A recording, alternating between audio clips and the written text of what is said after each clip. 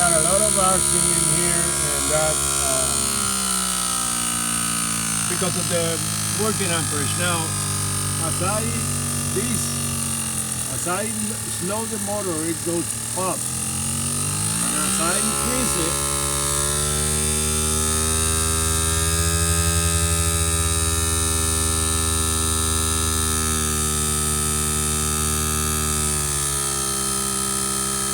so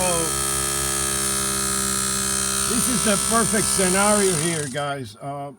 The more we accelerate the pumping of the field, our input amperage will reduce, comes down, and that's what we want until we get a full operational speed. At that point, we're set.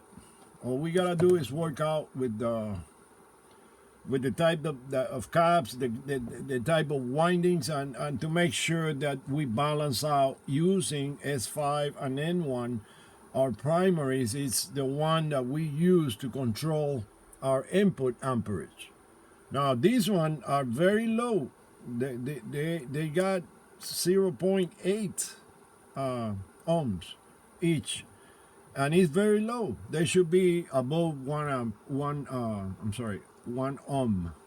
I would say anywhere in between 2 to 3 ohms to work safe with the same gauge. The same gauge. It's got more turns, and that will increase our voltage, and it'll lower our operating voltage on the whole system.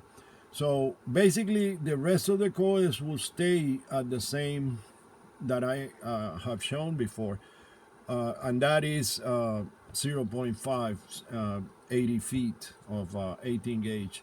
Anywhere, any combination, it could be 16 gauge like Ron is doing, anywhere that you get around 0.5 ohms on each coil. They are impact coils. They are not, they cannot have too much resistance. All right, thanks.